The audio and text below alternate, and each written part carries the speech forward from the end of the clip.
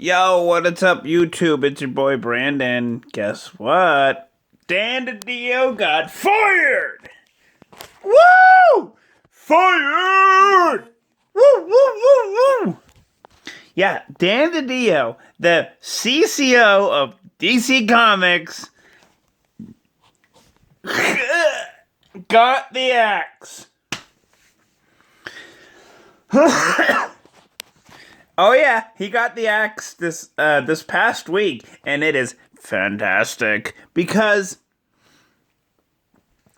the bottom line is that he wanted to do an event to screw over characters, and guess what AT&T said? Screw you. We love these characters. And you know what? Thank the lords at AT&T for defeating Dan DiDio, the idiot at DC Comics. Yeah, I thank my corporate lord AT&T for defeating and vanquishing the idiot in DC Comics. I mean Dan DiDio. Oh yeah. Woo! This is great news. You know why? Because Dan DiDio is a notorious person when it comes to DC Comics. He has been known to protect against people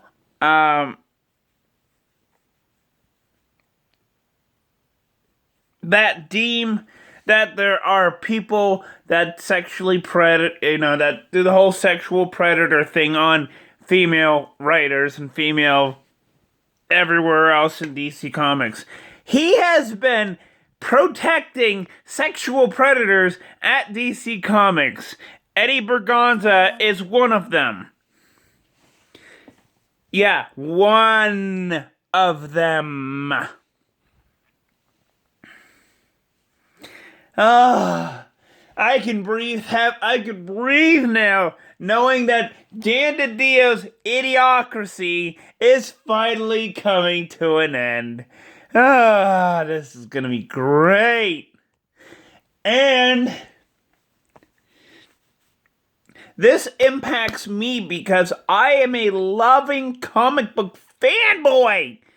And Dan DiDio is notorious for killing off characters, Nightwing included. Because Nightwing, I hope you're listening, DC. You need to get those 4 Nightwings off the table and put back the real Nightwing, Dick M. F. Grayson. Come on! I want to see this happen for next year. Between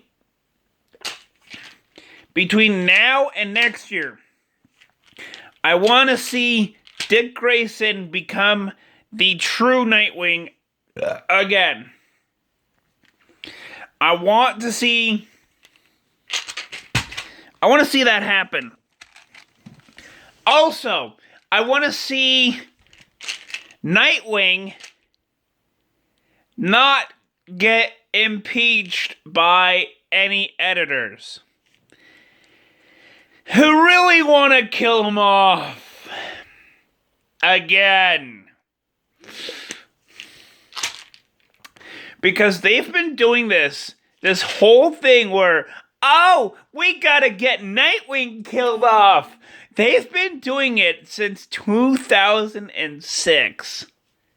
And even before 2006, they've had Nightwing in uncomfortable positions. Mainly the fact that he got raped by a woman who was a supervillain. Yeah. Nightwing got raped by a supervillain known as the Tarantula. This happened in 2000. Yeah, it was not at fault. And I'm stating this example because Dan DiDio has been working in DC Comics, working up the ranks. I gotta say, like, maybe between, like, late 90s, the late 90s, he was starting to work at DC Comics. Somewhere within, like, the mid to late 90s, he actually started working over there. And between 2000 and 2006, he started to work up towards, co-publisher. And that was when the previous president, before Diane Nelson, I think is her name.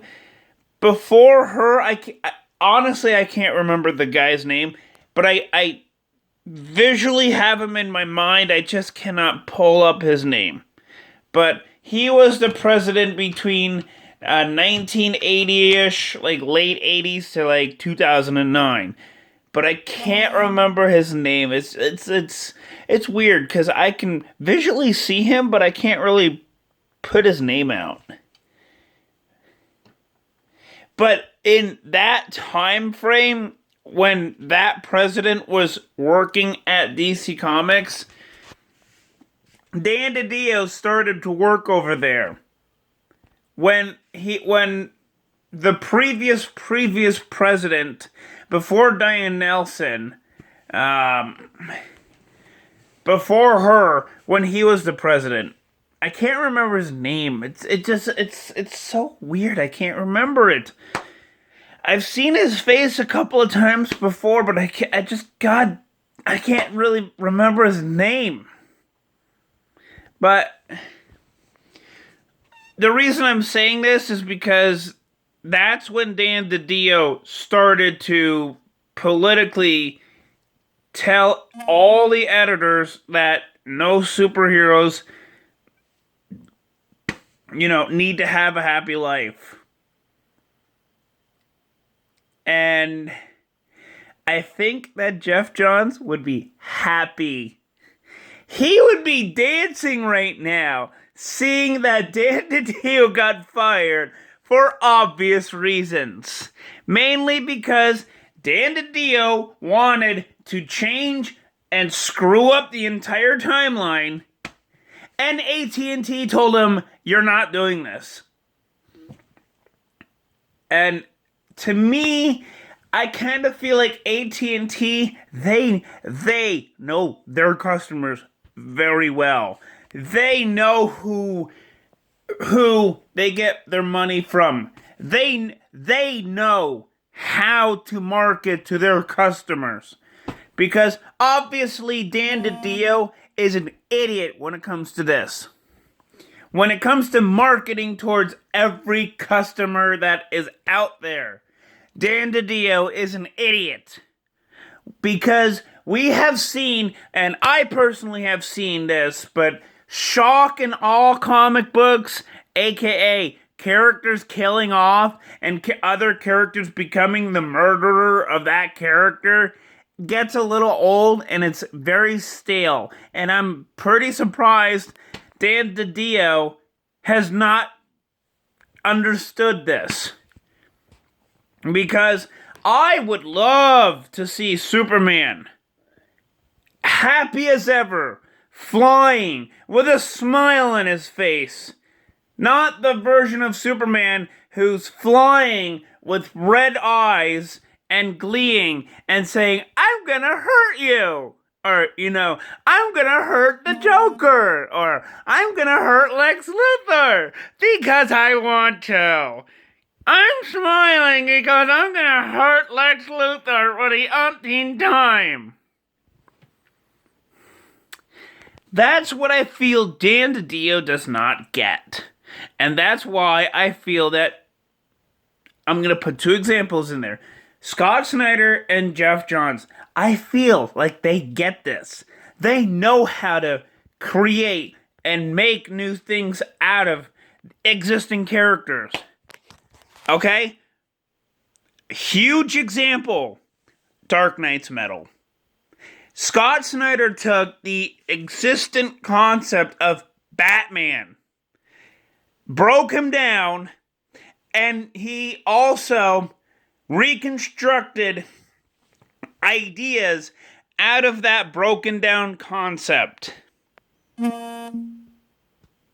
But the thing about that is that he kept the original concept and broke down the copy of that concept and made it into like new ideas. And that's why I love Scott Snyder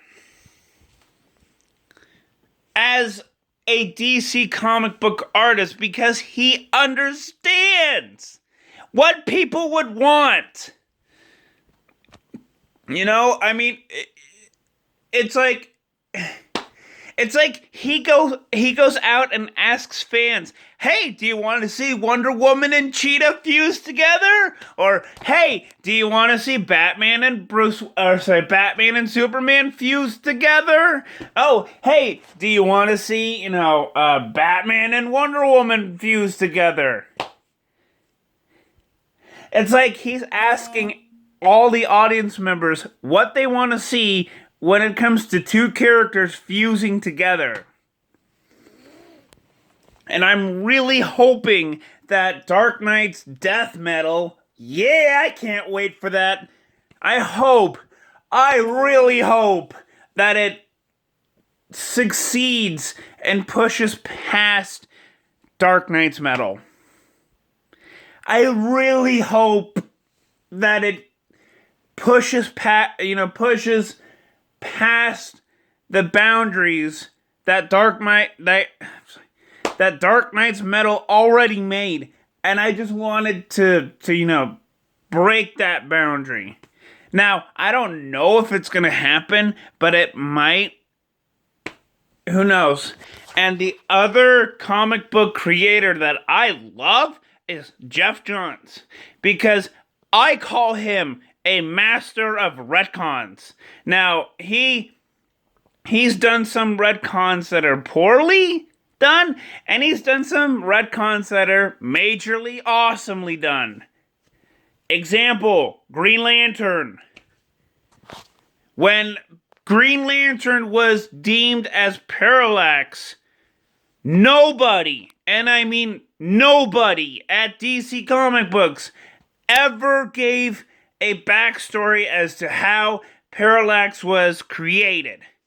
Geoff Johns stepped in and was like, "Okay, we gotta figure out how he became Parallax." And how did he do it? Well, he called it the fear entity. And he said, in Kyle Rayner's words, it's Parallax.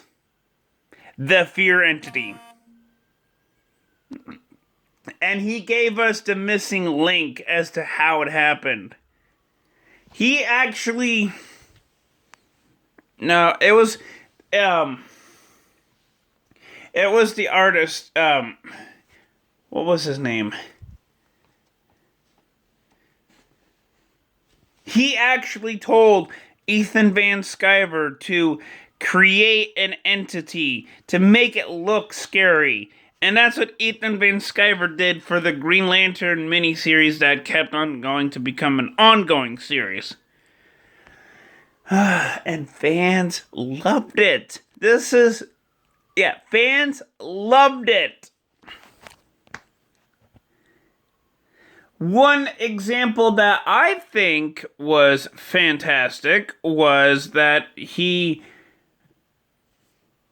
created the word Superboy Prime. That to me was like the best idea I have ever seen. Because, I mean, let's face it, Superboy Prime is in our universe. He's you. He's me. He's this person, and that person over there, and this person over there, and Jake Paul, and Logan Paul. just to name a few, few celebrities from YouTube. I just wanted to make an example out of it. He's everybody in the world who doesn't like DC comic books. Everybody in the world that wants to have a say in DC Comics, whether if it's firing Dan DiDio, thank God that happened, or other things that have to do with DC Comics. I mean, it could be the slightest thing, like, oh, they can't have, gay marriage. They can't have this and that. So, that's why I love Geoff Johns, and that is why I love Scott Snyder. And this is why I do not like Dan DiDio, because he actually was the person to get Batwoman canceled because they couldn't have a gay marriage. I think Dan DiDio is pretty much homophobic. I don't know honestly, but I think he's just being homophobic. Because I love gay superheroes. Because, why not? As long as they're, represented properly, as an average comic book fan who's not gay, I would still buy it either way. The second time Batwoman was canceled was because of low sales. Meaning, oh my god, low sales, what do we do now? Yeah, that was when I was, pissed. Because as a comic book fan, I don't care if he or she or this superhero or that superhero is in the LGBTQ circle of love. I don't care. Because as a comic book fan, I love any superhero that has to deal with DC. Whether if it's A-listers or Z-listers. I like everybody. And somehow Dan DiDio does not understand this. Because he's been canceling every comic book left and right since the New 52. Because of low sales and because of the gay marriage, which I just said not too long ago, among many, many, many, many other things. And I am so happy that Dan DiDio got the axe before he can poison DC Comics anymore. Hopefully, whoever's in charge now, hopefully they can get DC comic books on the right track and make 5Gs a summer event or a monthly book for 1 month. Kind of like Future's End, where it's only 1 month out of the whole year where you guys get to go ahead and look 10 or 15 years down the future, and then you come back towards, the continuity that we're in right now. So, other than what I just said, we still don't know what the ramifications are for DC comic books. Hopefully, if the 5G thing works out, hopefully we can still have comic books. Printed comic books. But who knows? AT&T might say, oh, we might have to go towards hardcover graphic novels, or we might have to do everything under the Black Label imprint. But I don't know, honestly, what the ramifications are. Hopefully, the 5G thing works out. Either if it's a summer event or if it's a monthly event. kind of, for like 1 month, where it crosses over, towards every comic book that they have out for that 1 month. I don't know, really. I mean, we're still figuring out, the ramifications of what happened with Dan DiDio and what's going on with DC Comic Books right now, because they are still hiring for a CCO for DC Comic Books. But then again, who knows? This could all just be a rumor. But I got my sources from LA Times before I even got to go watch it on YouTube. So, hopefully,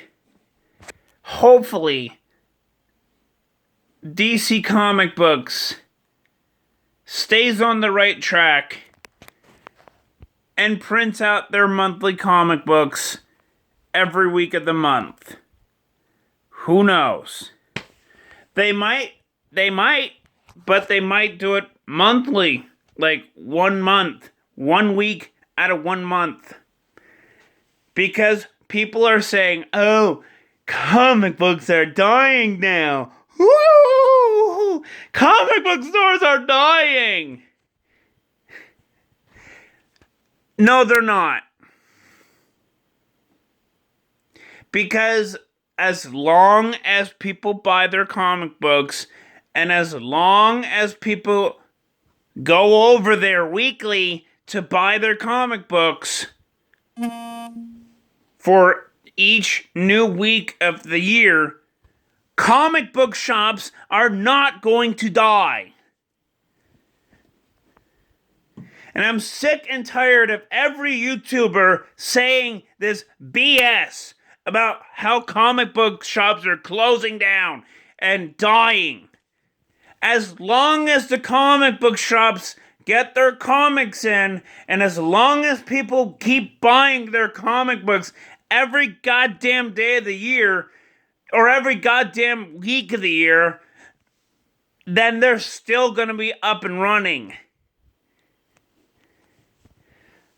But like I said, this whole thing with Dan DiDio and this whole thing with DC Comic Books as a whole for right now is going to continue on.